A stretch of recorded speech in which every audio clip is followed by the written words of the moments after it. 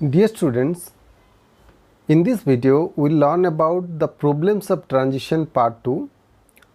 This is regarding the industrial production. So let us know what is industrial production. This industrial production we are learning in the problems of transition, as in the last video I have already discussed. The problems of transition from feudalism to capitalism consists of two aspects. First is economic expansion and second is industrial production. In the last video we have already discussed about the economic expansion, and in this video we will learn about the industrial production. So let us know what is this industrial production. Industrial production is a measure of output of the industrial sector of the economy. The people of medieval Europe were self-dependent. There were no such big industries existed like today, but there were different industries like wool or textile industry, mining industry, etc. However, their main focus was on development in advanced equipment for agriculture and innovative methods of cultivation.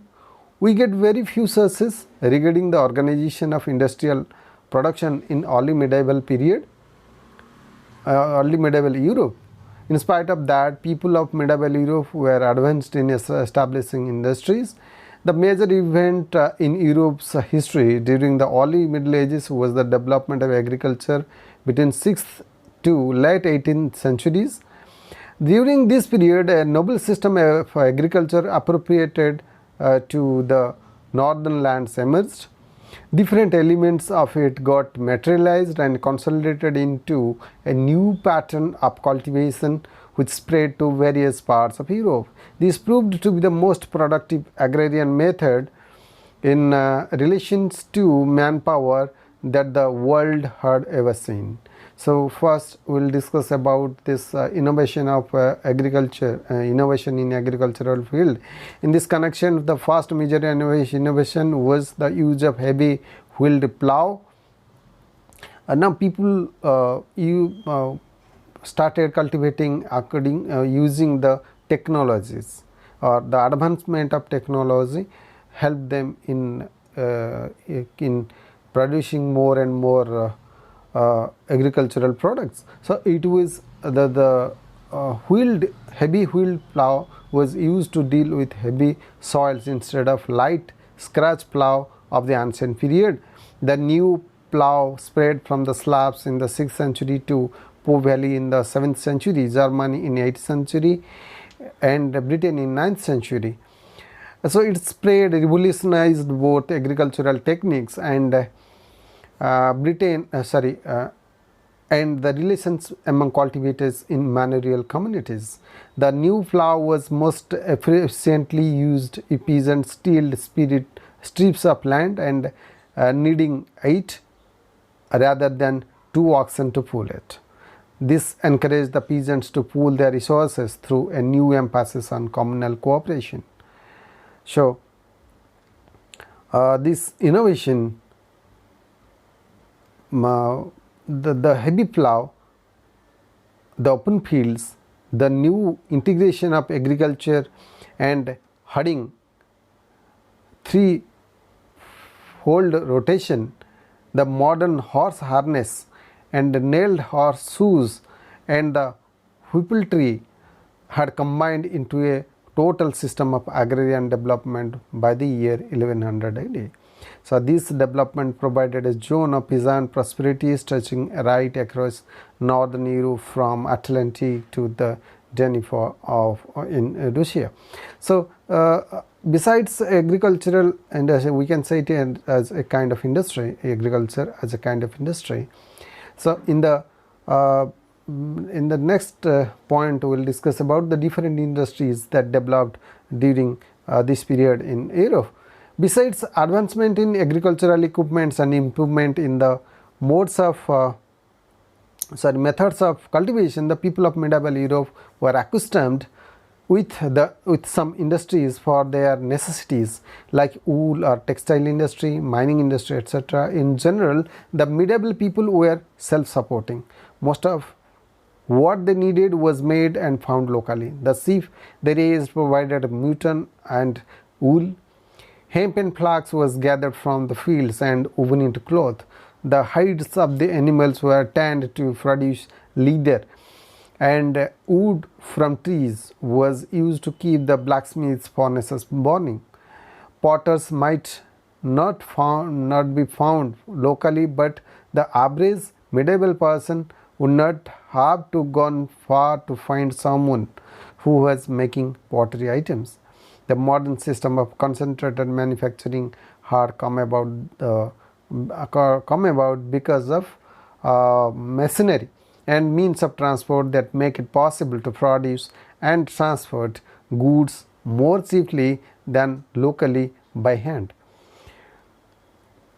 Although these industries were practiced across the whole of the country, such as weaving cloth, tanning hides, and blacksmiths producing metal goods, some industries were concentrated in certain areas.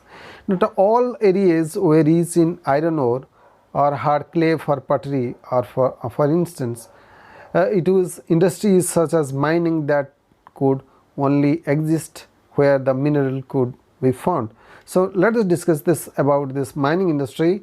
In medieval Europe, coal was mined and used in the production of iron. Most of the coal was mined from the open cast mines, and where the coal seams were easily found on or just below the surface of the land. When the easily mined coal began to run out, people tried to sea coal.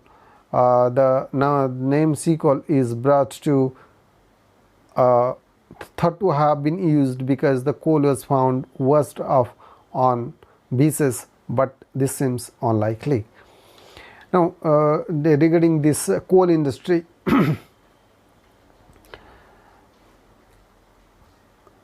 the coal was the easiest of the minerals to find and simply could be dug off, but other minerals such as tin and lead could only be found in certain areas of England. Cornwall was important for the amount of tin that was mined there, whereas Derbyshire was important for the amounts of lead and silver.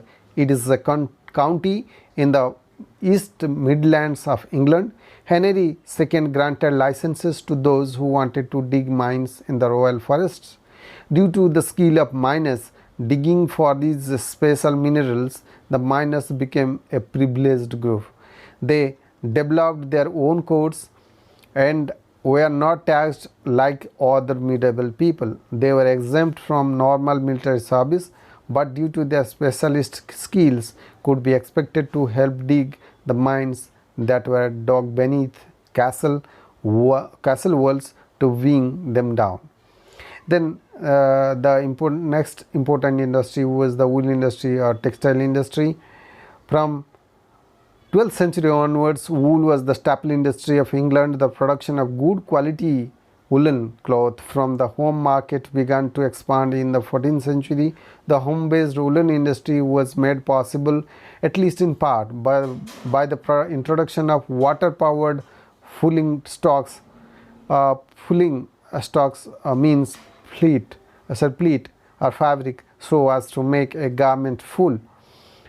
Fulling was a vital process in the production of cloth, converting a relatively loosely woven fabric into a close-knit one by soaking it in fresh, clean water and fuller's earth, and then pounding it by foot. Fulling stocks, heavy wooden hammers driven by water wheels, achieved the same result, less than labor and great efficiency. So during the reign of Henry VII, a fulling mill was constructed on the river Darent at the foot of what is now East Hill, close to the town centre. So wool was a very important trade of England in the medieval times, and large amounts of wool were produced and exported. Then the lime industry.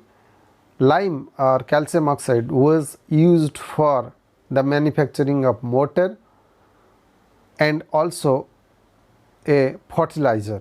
It was discovered in medieval times, and that made that lime improved soil structure and neutralized excessive soil acidity, leading to increased crop yields. From lime burning, only broken chalk was required. This was usually quarried right next to the lime kiln site. Lime was obtained by burning chalk in a specially constructed lime kiln. Most medieval lime kilns were 10 to 12 feet in diameter, walled around to 3 to 4 feet high, with draught tunnels at the base. Inside the kiln, a fire of brushwood was made and broken chalk added to alternate layers with the fuel to the top of the wall, and this was continued up to making a heaped top. The whole was covered with slabs of turf and left burn for a week or two. By 13th century, lime kilns were being built with a tapering bowl-shaped interior with 1 or 2 wind tunnels set into the base. Wood was the main fuel used in lime kilns, but was gradually replaced by coal after 1500. And the earliest written reference to this industrial activity at Dartford dates from 1445. So next is the chalk industry. The chalk industry was also existed during the medieval period in Europe. The area around Dartford is characterized by man-made structures became known as den holes. These features consist of a well-like shaft dug through the strata into the chalk. So next is milling industry. Of all the machines in use, the mill was most widespread. It turned wind or water power into cost-effective energy for grinding flour, turning leather, processes, cloth, and a variety of other tasks. The mills played an important economic role in medieval society, although the initial investment in mill machinery and plant was excessive, and the long-term return in profits was excellent. So next is the metal work. A very high standard of metal work was achieved by medieval craftsmen. Goldsmiths and silversmiths produced outstanding pieces. Pewter, which is a mixture of tin and copper or lead, was used in medieval times for making all kinds of goods. Next important point is the other industries. Woodworkers. Among the other industries, the woodworkers were in high demand, as most of the houses and day-to-day utensils were made from wood. Clay potters also made many of the products and that were required in medieval times. Plates, bowls and jars made from clay were common in Europe. So let us come to the conclusion. Thus in a whole we can say that the feudalism appeared around 300 AD and started declining with the beginning of Renaissance in Europe. Feudalism ultimately disappeared only by 1500 AD and led to the beginning of capitalism. The economic expansion is measured as one of the problems of transition from feudalism to capitalism. The economy of medieval Europe during the transition period was based primarily on farming, but as time went on, trade and industry became more important. The towns grew in number and size and merchants became more important, and thus it paved the way for the rise of capitalism. So thank you.